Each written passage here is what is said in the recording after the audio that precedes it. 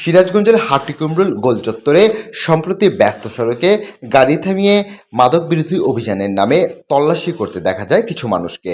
তাদের গায়ে মাদকদ্রব্য নিয়ন্ত্রণ অধিদপ্তরের পোশাক।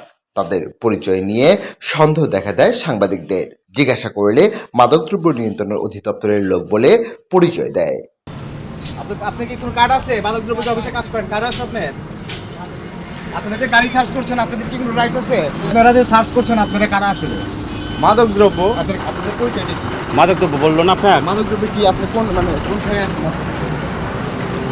চালক ও যাত্রীদের অভিযোগ, অভিযুক্তরা মাদকদ্রব্য নিয়ন্ত্রণ অধিদপ্তরের কেউ নন, কেউ আবার চিহ্নিত মাদক কারবারি। তারা মাদকদ্রব্যের সাথে জড়িত, তাদেরকে দিয়েই এই কাজগুলো করানো হচ্ছে।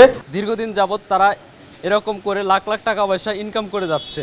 এ বিষয়ে মাদকদ্রব্য নিয়ন্ত্রণ অধিদপ্তরের পরিদর্শক এমদাদুল হকও কোনো সদুত্তর দিতে পারেননি। এ বিষয়ে জেলা প্রশাসকের কাছে লিখিত অভিযোগ করেছেন স্থানীয়রা। এটা তদন্ত করে আমি এটা যদি সোর্স দিয়ে করেন তাহলে আমি এই বিষয়ে প্রয়োজনীয় ব্যবস্থা গ্রহণ করব। বিষয়টি খতিয়ে দেখে ব্যবস্থা নেওয়ার আশ্বাস দিয়েছেন মাদকদ্রব্য নিয়ন্ত্রণ অধিদপ্তরের এই উপপরিচালক। এখানে যে সোর্স দিয়ে অভিযান করান, যারা সোর্স হিসাবে কাজ করে এদেরকে কঠোর করার কোনো বিধান নাই এবং এটা আমার নলেজেরও বাইরে।